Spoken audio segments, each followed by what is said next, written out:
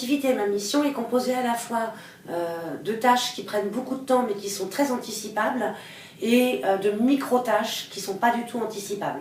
Et le risque avec ces micro-tâches, c'est qu'elles bouffent tout le temps disponible et que je fasse du coup en urgence les macro-tâches. Et ça, comme les tâches importantes qui prennent du temps sont très anticipables et connues par rapport à un agenda de travail qui est relativement récurrent et sur lequel j'ai de la marge de manœuvre, je l'anticipe un maximum.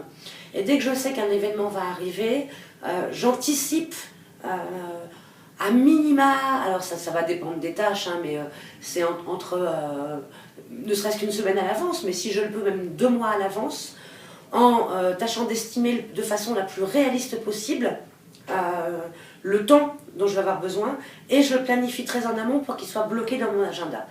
Et comme on a des agendas partagés, qui plus est, c'est visible de tous.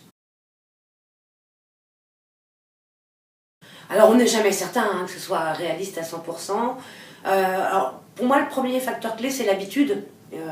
Et se poser vraiment la question, si la tâche est récurrente, ne serait-ce que d'une année sur l'autre, c'est de se dire à la fin de la tâche combien de temps, de façon réelle, ça m'a pris pour le replanifier l'année suivante de la façon la plus réaliste possible.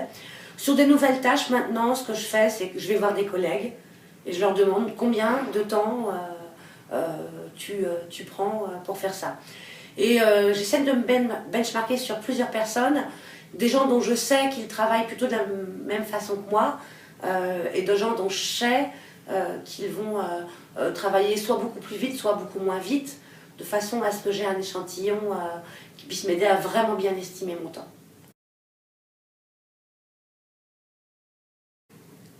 Alors, à court terme, moi je trouve que l'avantage, c'est qu'une fois que j'ai planifié ces grosses tâches, moi je me sens beaucoup plus libre, entre guillemets, de refuser, ou en tout cas de retarder les imprévus qui arrivent, et de me dire, là non, ça c'est pas prioritaire, parce qu'aujourd'hui, pendant les 3 heures qui viennent, je dois avancer sur telle grosse tâche.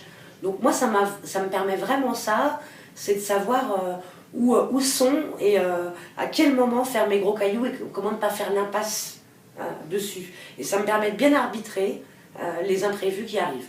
Certains, je n'ai pas d'ailleurs de levier dessus, il faut bien que je les prenne pour assurer l'activité. Et puis d'autres, je vais poser la question, est-ce que c'est vraiment urgent? Est-ce qu'il y a quelqu'un d'autre qui peut t'aider? Et puis je vais les traiter avec plus ou moins de temps, tout simplement.